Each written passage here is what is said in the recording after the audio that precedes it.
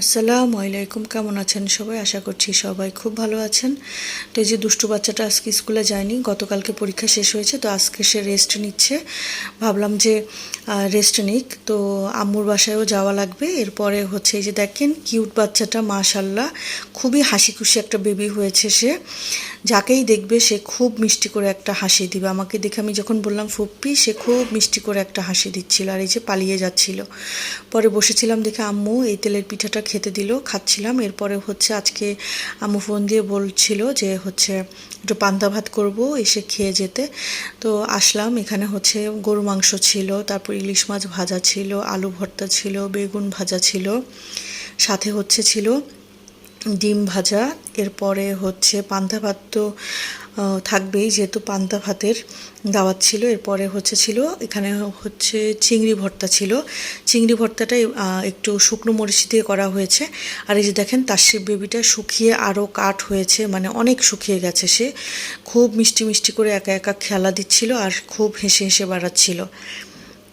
এই যে আমি যখন একটু আলো দিয়েছি, তারপরে এই যে দেখেন ফ্ল্যাশের আলোটা দেখে সে কী যে হাসি দিল। এরপরে হচ্ছে খাবার নিয়ে খেতে বসলাম, সবগুলো একসাথে নিয়ে পান্তা ভাত খাওয়ার কিন্তু মজাই আলাদা। সবগুলো ভর্তা যখন মিক্সড করে খাওয়া হবে, সেই পানিটা তো ওফো সেই স্বাদ, আমার তো এখনও জিভে জল চলে আসলো। তো এরপরে বোনের সাথে একটু বের হলাম। তো শপিং মলে এসে এখানে হচ্ছে একটা শপে ঢুকলাম দুষ্টু বাচ্চাটার জন্য একটা দুইটা ড্রেস দেখে যাব।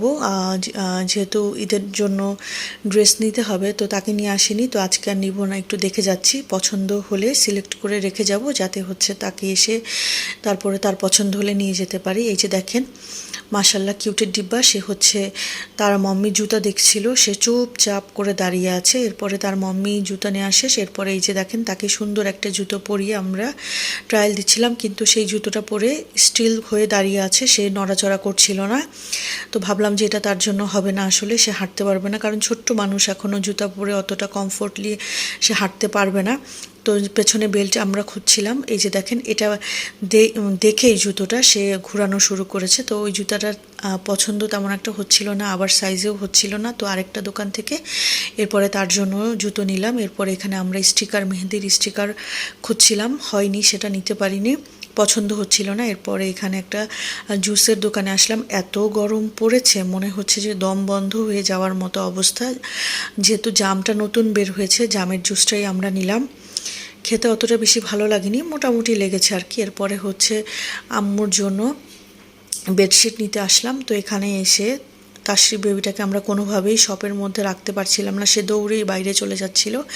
আর এই যে দুষ্টু বাচ্চাটার জন্য আসার সময় হচ্ছে ওয়ারিও মিল্কশেক হবে, এটা নিয়ে এসেছিলাম। এরপরে হচ্ছে চা খেয়ে নিচ্ছিলাম, গরমে চা তো তারপরেও চা লাগবে। আর এই যে দেখেন তালহা বেবিটা আমার সাথে খেলা করছিল, সবাই কাজে ব্যস্ত ছিল, তো তালহা বেবিটা আমার সাথে একা একা খেলছিল।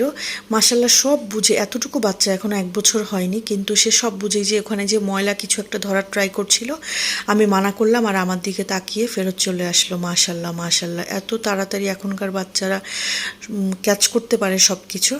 তো রাতে খেয়ে আসবো। এরপরে হচ্ছে এখানে কাচ্চি ছিল, সাবাত বাচ্চাটা হচ্ছে কাচ্চি, তার হচ্ছে চিকেন রোস্ট সাথে কাচ্চি খেয়ে সে খুব মজা করে খেলো। আর আমি হচ্ছে ভাত, তারপরে হচ্ছে সাথে ছিল চাল কুমড়ো চিংড়ি মাছ দিয়ে, এরপরে হচ্ছে চিকেন দিয়ে খেয়ে নিলাম। তো আজকের ভিডিও ছিল এই পর্যন্ত, সবাই ভালো থাকবেন, আল্লাহ হাফেজ।